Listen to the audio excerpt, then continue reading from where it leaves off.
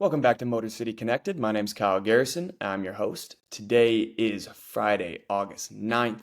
And for today's episode, I want to hop in and talk about the Detroit Lions joint practices on Monday and Tuesday. And then I also want to touch a little bit on the preseason game on Thursday where the Lions fell 14-3. I don't want to do too much of a recap or talk about the results of the game. I'd rather just want to talk about some of the players that stood out, some of the practice squad guys that could potentially work their way into a roster spot, and just talk about some of the position groups that looked good on Thursday. Obviously, don't want to look too much into it. It's a preseason game. It's an opportunity for the coaching staff to evaluate some of their guys and just to get a little bit of game action before the season starts. So it's never the end of the world when you lose a preseason game. I know yesterday was a very rough outing for the Lions, and they only put up 3 points offensively.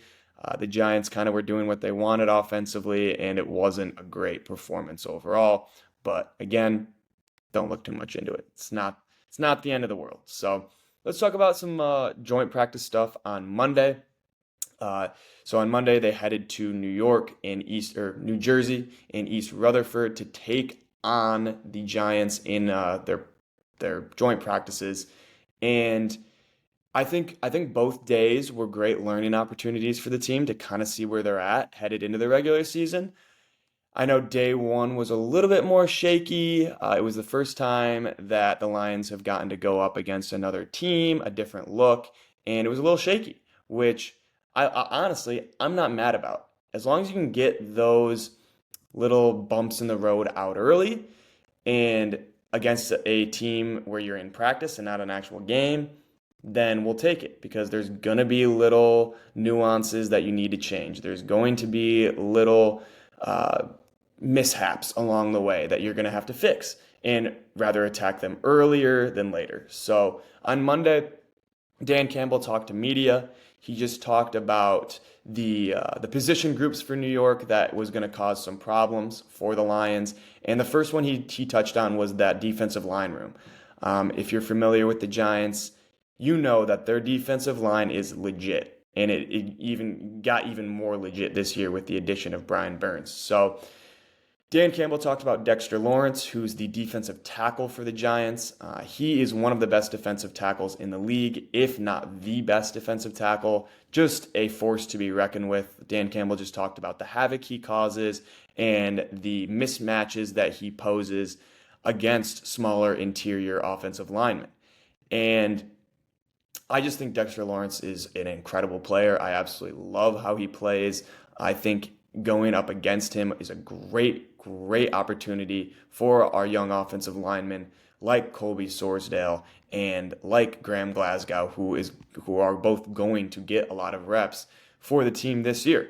So just good from Dan Campbell, kind of touching on some of the players that the Giants have developed and some of the position groups that they've developed, and that D line group being the probably the focal point of that team right now. I think that's their best position group by a decent margin, and that's kind of how they're going to run. That's who they're going to run their team around this year is that D line. So just a couple other things about their D line.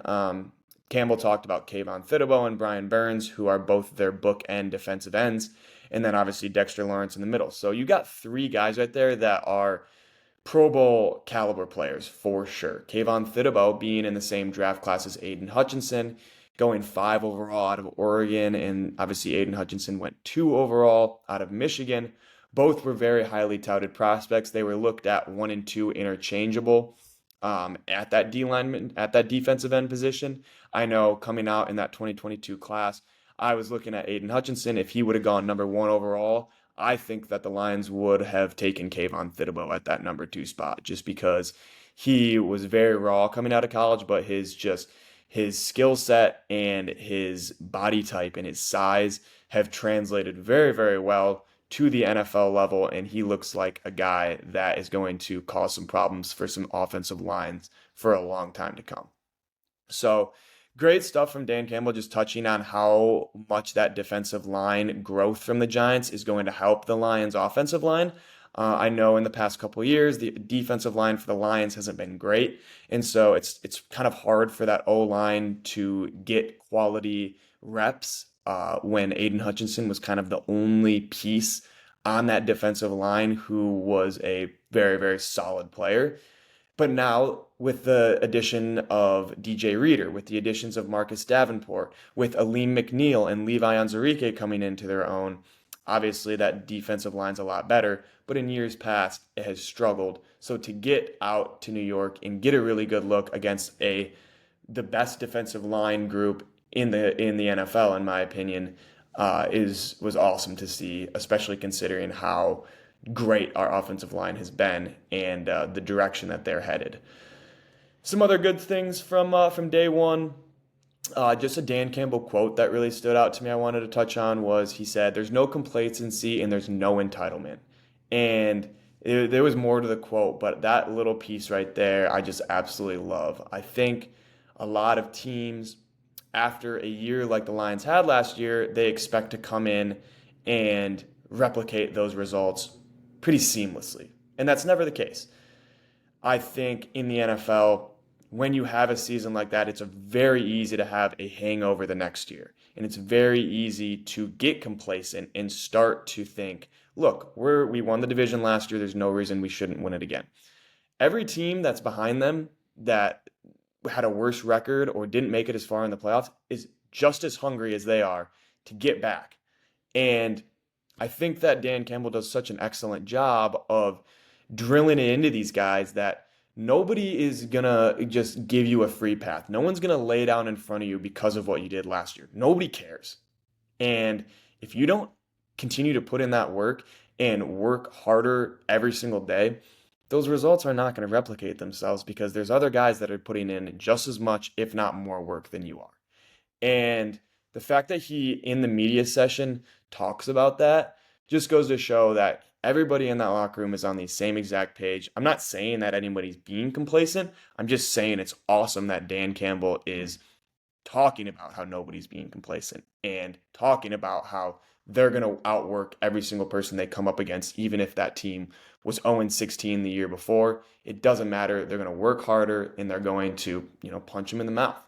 And that's kind of what happened in these joint practices is they were going at it. And both teams were throwing haymakers. And it was just awesome to see our starters have the energy and intensity that they had on the field, regardless if it was practice or not. So just good stuff from Dan Campbell in the media session. He always does such an excellent job of touching on different topics that I want to discuss. It's like he is reading the media's mind. But again, he just does such a great job of keeping everybody level-headed and going into every opportunity with a growth mindset. So good stuff there. Some other stuff on Monday. Jameson Williams had another really, really, really nice day. He had two 20-plus touchdowns, one of them in red zone session and the other one in team period. And again, I know I touched on Jameson Williams a ton in the last episode, but the fact that now he's going up against different defensive backs and against a team that he's played against. They played against them 2 years ago, and they've had some joint practices against them in the past, and Jameson Williams struggled. But the fact that he was able to come out and have the day that he had it's just unbelievable to see. You can just see that things are coming a lot easier for him, and when you line up against a different opponent than you're used to, things can start to go way too fast for a young guy. It can start to get too much for him. And instead of going through the motions, they can start to speed up their process and things can go south. But Jameson Williams looked really composed on Monday and made a ton of really nice plays. One of them was over the shoulder. Another one was a little slant route that he took for 20 yards in red zone session. So again, Jameson Williams, that year 3 breakout is coming to fruition. So be ready. I warned you. So good stuff from Jameson Williams. Absolutely just love to see his growth. I mean, he's my guy. He's my favorite player on the team right now because I am just excited for him to reach those expectations that people had for him and kind of tell everybody, look, I told you so. It took a little bit of time, but I'm here. So good stuff from JMO. DBs got roughed up a little bit in day one. I think having a new look, going up against a new wide receiver core that you haven't really seen. Obviously, the Giants, that's kind of been a problem, is that receiver core, but they revamped it. They still have some great pieces. They have Wan'Dale Robinson, they have Darius Slayton, Malik Neighbors, their first round draft pick out of LSU. They've got Allen Robinson, who has been a great player in the past, and Jalen Hyatt, another guy out of Tennessee. 2 years ago, same team as Hendon Hooker, and Jalen Hyatt was also a very highly touted prospect uh, coming out of college, and he's also looked really solid. So the Giants' receiver depth is higher than it was last year. They've got a lot of pieces there, and it was great that they were able to give our DBs a look. I know that maybe they won more than we would have liked to. Daniel Jones went 12 for 17 in the team period, and then 7 for 8 and 7-on-7s, which isn't great considering how much Daniel Jones has struggled. But again, these are young DBs with a lot of room for improvement, a lot of room for growth. So having those experiences of getting beat in 1v1s versus Malik Neighbors and versus Darius Slayton is only going to help them. And if you're looking at it as, oh my goodness, these guys are getting burnt, that happened last year too. But that was in the regular season. So you'd rather have them get those bad reps out early, go in the film room, work on those, and translate them to the field once the regular season comes. So I know it's a little bit concerning to see the DBs getting roughed up by a receiver unit with the Giants that isn't great. I don't think that they have a specific number one receiver as of right now. I think in the future, Malik Neighbors is that option, but as of right now, they're kind of looking for that number one guy to step up. So I don't love that the DBs were getting roughed up, but I'm not going to look too much into it, and I'm not going to get too down on them because, again, it's any given day as a defensive back. You have to have a short memory, and that's exactly what these guys did because on Tuesday, they totally shut down the Giants passing game. And I'll get a little bit more, talk about day two. I wanted to talk about day one just because there was some beat writers out there that said the Lions lost the day. The Giants won the day overall. They were better defensively, offensively, every position group that they just dominated the Lions. And on Tuesday, I think that they kind of regrouped and got out of that. We're playing somebody new, all the jitters, the energy's so high, and I think they got down more to earth on Tuesday and played a lot better. So DBs struggled on Monday. Daniel Jones kind of torched them, but that's expected, especially with a very very young defensive back group with two brand new rookies who have never even played a single snap in a regular season NFL game yet. So that's expected. Some other things from day one, kind of wrap it up. Kevin Zeitler suffered a shoulder injury, unfortunately, during practice.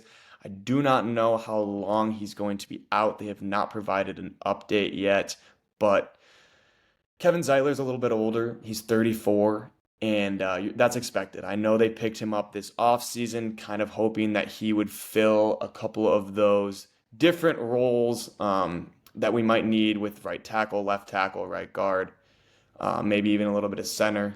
So not great to see him suffering an injury, but hopefully he'll be back before the regular start of the regular season. Hopefully I'll be able to update you guys as well on his injury in a later episode. Pectoral injury for Emmanuel Mosley. Unfortunate for him, man. It's such a bummer. He cannot stay healthy, and he even showed some flashes early on in camp that gave me some confidence that he might be able to break that rotation this year. But fortunately, he suffers a pectoral injury on Monday and will be out indefinitely. Doesn't look too good for Emmanuel Mosley, so prayers up to him. Hopefully, he can make a speedy recovery and still see the field this year at some point. So, and then I just ended it off. Giants won the day on Monday. I know I already said that, but it kind of leads me into talking about Tuesday. Right away on Tuesday, obviously you saw, if you were on social media, Kirby Joseph and Malik Neighbors going at it. Malik Neighbors had a great day one, like I said before, and I think Kirby took that personally. I think that when a rookie, especially of all people, can come in and just kind of dominate, it's not a great feeling as a defensive back. So Kirby Joseph, he fought back. Malik Neighbors got got clamped up on a route by Terrion Arnold. So good stuff from Terrion Arnold. Really good rep against Malik Neighbors. And then as Malik Neighbors is running back, he kind of shoved Kirby Joseph in the back a little bit. Kirby might have said something. There might have been some jawing previously. I'm not quite sure what started it all, but Kirby Joseph, as we know, very, very aggressive player, did not like one bit that Malik Neighbors shoved him, and he got in his face quick, started throwing haymakers. He connected on a couple punches, and then it forced Malik Neighbors to kind of run away from Kirby Joseph. I don't think that Malik Neighbors realized who he was messing with, and Kirby definitely got the best of him. But I don't want to highlight a fight because you're fighting with helmets on is not very smart. It most likely is going to hurt your hands more than, and then it's going to hurt the person you're punching. So I don't love the punches thrown. I get it when you're pushing and shoving, but if you're Kirby Joseph, like, you don't need to do all that. You're doing too much, I think. And in Malik Neighbors, you're doing too much. Why are you shoving a guy after a play that you got clamped up on? Why, like, there's just no point in that. Just go back to the huddle. Let's live to see the next rep. If there's a little bit of pushing and shoving here and there, that's one thing. But once you start throwing punches, you end up getting $200,000 fines. Both teams got fined $200,000 because of that scuffle. I think it's dumb, and you got to be smarter than that. But I do love to see the energy of those guys going at it, and you're competitive. The juices are flowing, and when somebody comes from behind and shoves you, you're not going to take that lightly. Me myself personally, I'm not a type of guy that likes it when a random person comes up and shoves him or puts his hands on him. Like that. You never like that as a man. So I get where Kirby Joseph's coming from, but got to be a little bit more level-headed, got to be the bigger man, just kind of brush it off, and you save your team $200,000. So the Kirby fight was very, very well documented. So if you haven't gotten a chance to go check out that video, go check it out. It's pretty entertaining, but not great stuff. Just considering the fine and the fact that you're punching people with helmets. It's not the smartest thing in the world. But some more stuff from day 2 that I actually wanted to touch on that went well. Apparently, according to Tim Twentyman, Aleem McNeil was absolutely spectacular in the defensive pass rush drills. He apparently the Giants O-line dominated those reps, but when Aleem McNeil was in, man, he was bullying the Giants offensive line. And he had a bunch of really good reps. He looks a little bit slimmed down. He looks a lot more agile. His footwork's a lot quicker. And just overall, I think Aleem McNeil is due for a very solid year. And he deserves it. He's a guy that's kind of due for a new contract soon. Not kind of. He is due for a new contract soon. And I think he's going to get that money. I think that this year is kind of a prove-it deal for him. And I think he's going to come in with a little bit of a chip on his shoulder after struggling his first couple of years in the league. And I think he's going to take over that interior defensive line. I think that him and DJ Reader will complement each other well if DJ Reader is able to become healthy for the start of the regular season. So I'm glad that Tim 21 was able to give Aleem McNeil his praise, and then I was able to relay that information to you guys because I'm a big Aleem McNeil believer, and I think he's going to have a really solid year this year. So good stuff coming out of New York, as Aleem McNeil had a great day. And then just a quote from Amon-Ra St. Brown. This kind of has to do with, I know I talked about on the last episode, Jameson Williams' resurgence and kind of how that's going to help alleviate some of the pressure off of Amon-Ra St. Brown to make plays, and just the offense becoming more complete and getting it into different players' hands instead of just relying on Amon-Ra St. Brown and Sam Laporta in the passing game, being able to spread the ball out to Jameson Williams and to Khalif Raymond and Donovan Peoples-Jones and Darius Fallon is really important for Amon-Ra St. Brown, as he wants to, he wants to play a long time. He wants to have that longevity. So the least amount of snaps he can play, the better. Um, just because we don't want to put him out there for 100 for 80 to 70 snaps a game, just because that's a lot of wear and tear, especially on a guy like Amon-Ra St. Brown, whose utilization is so high in this offense.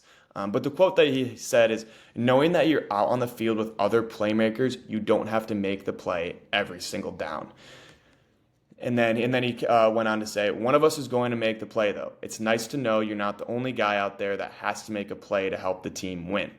And I think last year, having Sam Laporta and Jahmyr Gibbs added to that equation really, really helped Amon-Ra St. Brown flourish. And I think that Jameson Williams coming in and starting to play to his potential is also going to help Amon-Ra St. Brown flourish. But at the same time, like I said, take off some of that pressure and allow the offense to be geared to different people instead of just one or two different playmakers.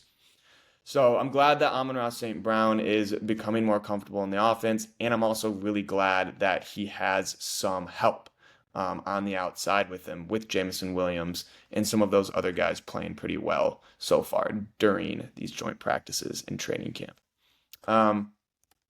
Another guy who looked really solid on day 2, like I said earlier, after he had a really good pass breakup on Malik Neighbors, was Terrion Arnold. I know day 1 he struggled, but according to Tim Twentyman, Terrion has been separating himself.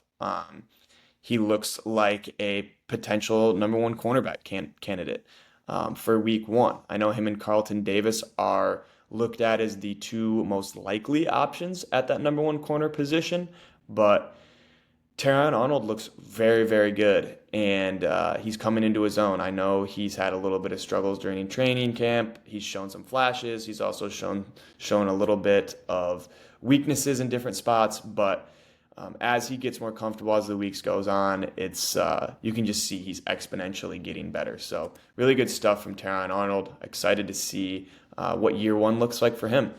Another guy who showed some different skill set than last year was David Montgomery.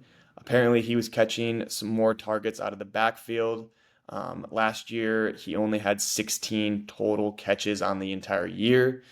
So will we see David Montgomery catch some more balls out of the backfield? Who knows? I mean, Jahmyr Gibbs, we didn't think we were going to see him between the tackles a ton last year. We thought we were going to see him mostly on the edge, but towards the end of the year, man, we were running him 10 to 12 times straight up the middle. And I think that David Montgomery is a guy who has the ability to make people miss, whether that be rolling over them or putting a move on them. He's I think people look at him as so one-dimensional because of how good he is in short distances and on 1st and 10, how good he is at getting 5-6 yards. But what people don't realize is he's a lot more than a goal line or a third down back. He is 100% a 3-down back in most teams in the league. But because of Jahmyr Gibbs and the skill set that he provides, David Montgomery snap count goes a little bit down, and it limits the amount of catches he can have. But if both of them can catch the ball out of the backfield and run the ball out of the backfield, it just adds another element to this offense that just makes it that much harder to cover and that much harder to neutralize. So I'm glad to hear that D-Mont is making plays out of the backfield, and instead of being just between the tackles, that could be a very, very dangerous part of this offense if David Montgomery starts to get more comfortable out of the backfield. Another thing that I wrote down was just we won day 2. Penei Sewell talked about how on Monday, like I said earlier, it was very flat. You could just tell that they came out with a little bit of cockiness. It's the Giants. These guys are bums. Last year they were 6-11. They've struggled. Their quarterback's not very good. And what they didn't realize is the Giants are just as hungry as they are. There's 30 other teams in the NFL who are just as ready to go at it as you are. So I think maybe because of each year getting a lot better, they think they might have cracked the formula for how to prepare and how to go about training camp, but so have all these other teams. And I think getting punched in the mouth pretty early on in practice on Monday was a big wake-up call. But I like how leader and veteran Penei Sewell, I say veteran, but for this team, he's a veteran. He kind of touched on the regroup on Monday and how they looked at Monday as, wow, this was not great and we have to be better. And then on Tuesday they came out and they were better. So just I'm glad that Penne was able to address that and just reassure the fans that even when you have a bad day, there's always the next and there's always the next, and you're going to continue to improve regardless of if things look shaky or not. Uh, Another thing that wanted to talk about was just Kayvon Thibodeau versus Aiden Hutchinson. Like I said earlier, both 2022 draft picks, both blue chip prospects, and I just think it's kind of cool that we were able to go up against the Giants, who, because I think Aiden Hutchinson and Kayvon Thibodeau are such similar players, it was cool to see them kind of go up against a different offensive linemen and just show that their skill set is only growing as they become more veteran players in the league. So I'm a big Thibodeau guy. I think he's a spectacular talent. So I just wanted to talk about him and Hutch. I know I did earlier, so I don't want to touch on it too much longer, but I just like that they both have a kind of a relationship coming out of the same draft class. I know that um, they both wanted to be the number one pick. They both wanted to get drafted higher than the other, but as they've both started to make their strides and kind of carve their way into that Pro Bowl conversation and some of the top tier defensive linemen, I think it's pretty cool. Just as they both came out of the same class. Um, and then on Tuesday, I don't know if this is exactly true, just because there's a lot of different things that are going on in practice. But apparently, there was not a single turnover by the Lions on day two, and on Monday there was quite a few. So super super encouraging to see that after turning the ball over, looking very sloppy on Monday, Tuesday looked like a completely different animal. It looked like a well-oiled machine. No turnovers, no mistakes. Well, obviously you're going to make mistakes, but limiting the mistakes and that helped just with the confidence of the team overall. I think that had a lot to do with us, quote unquote, winning the day. Um, and then the last thing I wanted to talk about was just Malik Neighbors. And I know this is a Detroit Lions podcast, but when there's a guy like Malik Neighbors who, coming out of the draft, he was playing with Jaden Daniels at LSU, a blue chip prospect. He was looked at in the same light as Marvin Harrison and Rome Odunze and some of those really really top tier wide receivers coming out this year. And I think he was a little bummed getting drafted to New York. I think with Rome Odunze going to the Bears and getting to play with Caleb Williams and DJ Moore and Keenan Allen. And then you got Marvin Harrison, who goes to the Cardinals and gets to play with a really young, exciting quarterback in Kyler Murray. And Malik Neighbors kind of goes into the least ideal scenario for a rookie wide receiver this year. Going in, you don't know what Daniel Jones is. You don't know what this offensive line is. You don't know what the receiving core or the running back room looks like. That offense is kind of in shambles. And Malik Neighbors absolutely dominated Monday and Tuesday. Just dominated. Looked like the consensus number one receiver in his first real reps against NFL competition. I mean, this is the first chance he's really gotten to show his skill set. And he looked unbelievable. He showed the ability to go over the top of smaller defenders. He showed the ability to his straight line speed. He showed his footwork, his ball tracking skills. He showed his ability to play out of the slot, play out of the X, just his versatility in general. And if you watch Malik Neighbors and you studied his tape coming out of college, you could see that this was not going to be it. This was going to be a seamless transition. He was not going to struggle going to the NFL level. And I think that some of the guys like Marvin Harrison Jr. and Rome Odunze might struggle a little bit more just because they do one or two things really, really well, but there's a lot of stuff they have to work on. Malik Neighbors is one of those guys that can do just about anything. So I'm excited for him to see what he can do. I think that he got a little bit I think he was a little bit upset with being drafted by the Giants. I don't think he was super thrilled about the situation they were in, but going in, making the most of it, just working his butt off, you can just see it's paying dividends, and I truly believe that he is going to be a special player in the future if Daniel Jones can get him the ball. So it'll all depend on that. But if there's some good quarterback play in New York, Malik Neighbors will be a very, very solid threat for years to come for that offense. And yeah, that's pretty much all I have regarding Tuesday's practice, Monday and Tuesday. Again, Monday a little slower. Tuesday completely picked it up. Penei Sewell talked just about how much they picked it up and the difference between the 2 days. So I'm honestly glad. If it would have been 2 days of both just dominating, it wouldn't have been as much stuff to talk about, and you wouldn't have really gotten a chance to grow and get better as a team. But when you get punched in the mouth and then you come out and respond, that's going to be awesome going back to Detroit before they head to Kansas City for their Week 2 preseason game. So a lot of preseason stuff to come. There's 2 more games. They play the Chiefs and then they're at home against the Steelers. And then they have a week off before the regular season even starts. So we've got a lot of training camp left. But shaking off the rust, bouncing back on Tuesday, playing really well. Good stuff to see. And then the preseason game, I don't want to, again, like I said earlier on, I don't want to do like a recap. I just want to touch on the game as a whole and some people that stood out. Isaiah Williams, the rookie wide receiver out of Illinois, looked very, very good. He had a couple solid catches, and he ended up breaking a tackle for about a 15-yard gain and getting a first down on a pass from Nate Sudfeld.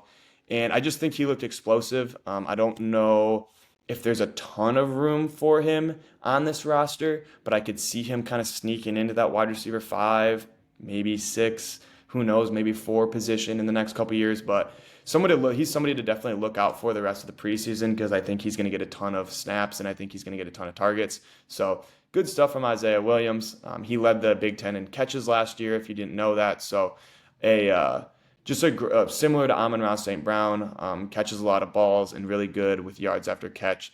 So he's a guy that's definitely going to make some plays throughout preseason. In the preseason game, again, Nate Sudfeld really struggled. He was 13 for 24, 96 yards, 1 pick, and he got sacked 4 times. He just struggled. He did not look comfortable whatsoever out there. I think it's just not looking good for Nate Sudfeld. I don't see him being a backup quarterback or even a third-string quarterback in this league. I think Hendon Hooker is clearly the better option, especially after last night. And I don't know how much longer Nate Sudfeld will be in a Detroit Lions uniform, unfortunately. But I don't want to be too negative on that. Some more positives from the game. Sione Vaki, Utah Utes, go Utes, man. He was a draft pick this year in the 4th round out of Utah. He played a lot of safety in college, but transferred over to play some running back about halfway through the year last year for the Utes, and looked great. He is extremely quick. He has great footwork. His 0 to 100 speed is extremely impressive, and just the ability to cut and the ability to get out of routes for a guy that majority of his life has played safety, extremely impressive. He had 4 rushes for 29 yards last night, ended up breaking one for 15, had another 9-yard gain. I would not be surprised if we see Sione Vaki getting some reps this year in the regular season. He reminds me of kind of a Craig Reynolds type of back last year, but just shiftier and I think more adaptable to this offense. So Sione Vaki, watch out for him potentially taking over that number 3 and number 4 running back position over Jamar Jefferson, Zonovan Knight, Craig Reynolds. So good stuff from Sione Vaki. And then Jake Bates, he hits the 53-yard field goal. That's the only points for the Lions last night. But in the rain, really windy, it has been a monsoon out in New York right now, and he knocked it in. So good to see he's able to kick in the elements. I know he struggled a little bit in the joint practices and then in training camp, and this is his job to lose right now. With Michael Badgley going down with a season-ending injury, it's Jake Bates' job. So we're gonna hope and pray that he continues to show off that enormous leg and continues to knock down 50-plus yard field goals, because I know that last year in the NFC Championship game, a lot of fans were upset that we went for it on a couple times instead of taking the points. But hopefully Jake Bates can gain the confidence from Dan Campbell to continually knock down field goals, regardless of the down and distance. So excited about Jake Bates. I think he's got a really talented leg. It'll just be a matter of if his accuracy can hold up in the NFL. And then the last thing about the game I wanted to talk about was just Hendon Hooker.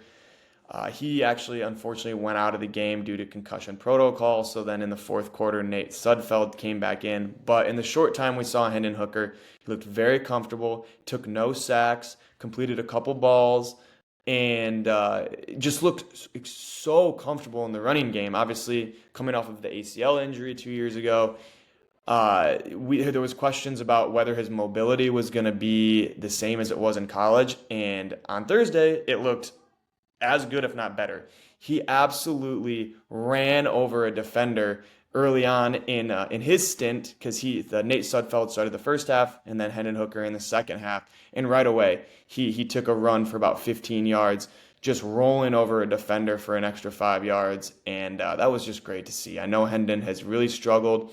They pushed him down to that third string quarterback, but I truly believe by the start of the regular season, Hendon Hooker will be named the backup quarterback, and will spell Jared Goff in case Jared Goff gets injured. So Hendon Hooker looked very solid, went into concussion protocol, but that doesn't look too serious, and hopefully he will be ready to go once the regular season gets underway. Or hopefully we see him again in the preseason because he's a really fun player to watch, and I know a lot of Lions fans want to see what he can do on the field in a live game setting. In my final notes as I wrap up, I just want to give a shout out to Aiden Hutchinson as today is his birthday. I believe he is turning 24 years old. I want to say 24. He might be turning 23. I might be older than him. But regardless, happy birthday, Aiden Hutchinson. He's turning 24. So he turned 24 today. So shout out to Aiden Hutchinson, man. Just an incredible player, and the strides that he's showing throughout his NFL career so far is something to watch. And at 24 years old, man, he's got a lot of good years left. So I'm absolutely pumped. He's a Michigan man through and through. And man, he just bleeds Honolulu blue. So happy birthday, Aiden. Hope you have a great day. And I think that's going to do it for me. This has been Motor City Connected. My name's Kyle Garrison. Thanks for tuning in, and I look forward to seeing you next time. Peace.